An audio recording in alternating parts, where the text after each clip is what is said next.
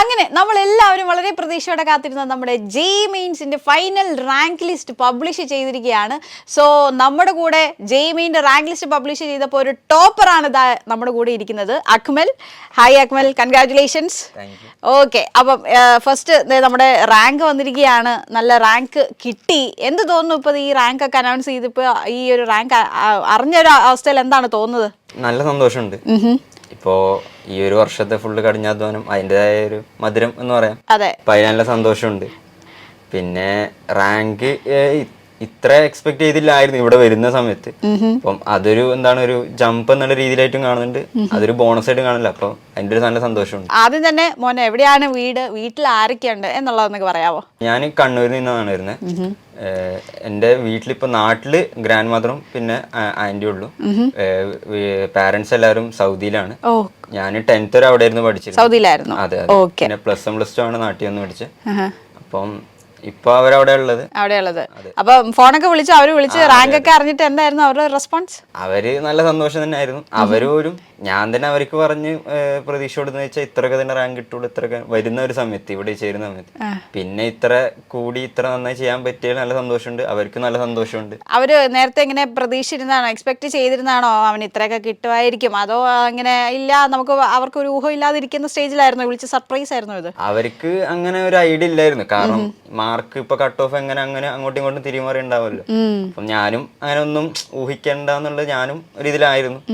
അപ്പം അവർക്ക് ഒരു ഐഡിയ ഇല്ലായിരുന്നു. അപ്പൊ ഞാൻ റേഞ്ച് എന്ന് പറഞ്ഞു കൊടുത്തെങ്കിലും അവര് നല്ല സന്തോഷം ഉണ്ടായി. ഇത്ര പ്രതീക്ഷിച്ചില്ല എന്ന് പറയാം, കാരണം ഞാൻ തന്നെ കുറച്ച് പറഞ്ഞിരുന്നു. അതെ, ഒരുപാട് പ്രതീക്ഷിക്കണ്ട എന്ന് വിചാരിച്ച് കുറച്ചല്ല പറഞ്ഞത്.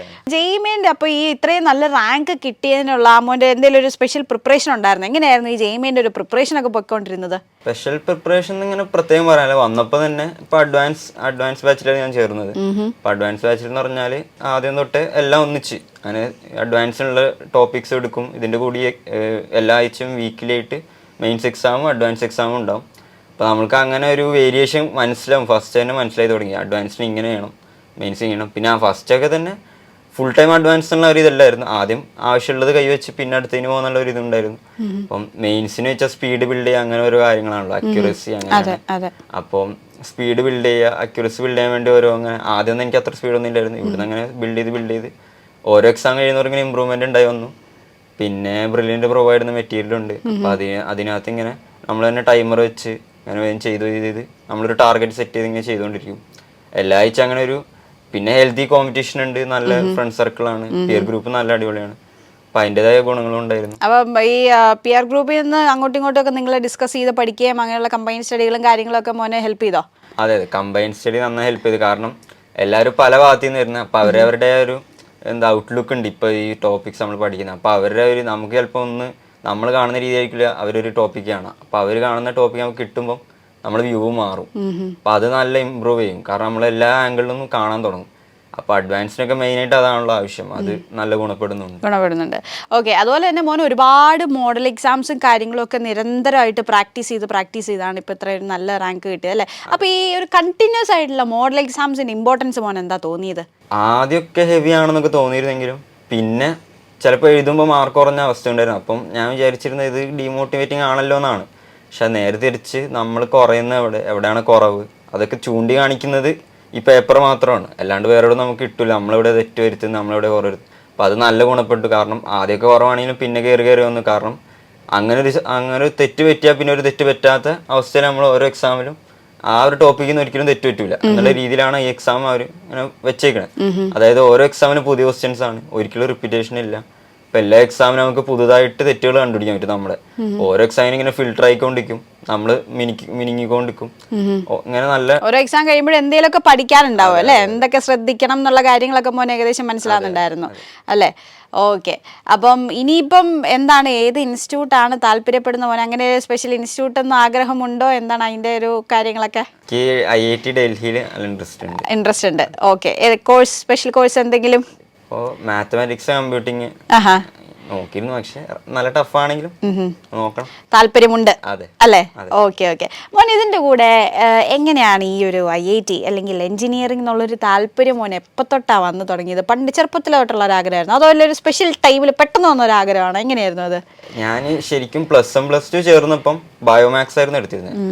അപ്പം സ്റ്റാർട്ടിങ്ങിൽ ഞാൻ നീറ്റിനായിരുന്നു ആക്ച്വലി ഫോക്കസ് ചെയ്തിട്ടുണ്ടായിരുന്നത്. +2 ഒരു ജൂലൈ ടൈം വരെ അങ്ങനെ ആയിരുന്നു. പക്ഷെ പിന്നെ ബയോളജി അങ്ങനെ അങ്ങ് ശരിയായില്ല. അപ്പോൾ എനിക്ക് മനസ്സിലായി നീറ്റ് എന്ന് വെച്ചാൽ എങ്ങനെ പോയാലും നമ്മൾ 2 തെറ്റ് തെറ്റിയാൽ എയിംസ് പോയി, അതുപോലെയല്ലല്ലോ ജെയ്. അപ്പോൾ എനിക്ക് മനസ്സിലായി ജെയ്ക്ക് നമ്മൾ ഇത്ര മാർക്ക് വാങ്ങിച്ചാലും നമുക്ക് നല്ല റാങ്ക് കിട്ടുന്നു.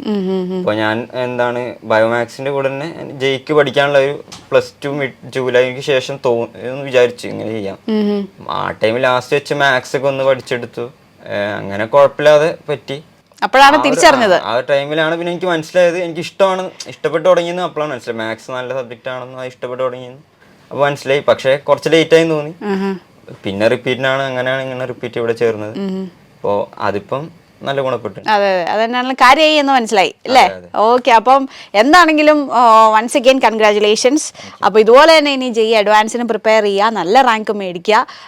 ബ്രില്യൻറ്റിന് ഇത്തവണ നമുക്ക് ഒരു എന്താ പറയുക അഭിമാന നേട്ടം കൈവരിച്ച പോലെ തന്നെ ജെയ് അഡ്വാൻസിനും നല്ല അടിപൊളി മാർക്ക് മേടിച്ച് ബ്രില്യൻറ്റിന് അഭിമാനമായി മാറുക. Okay, so all the best.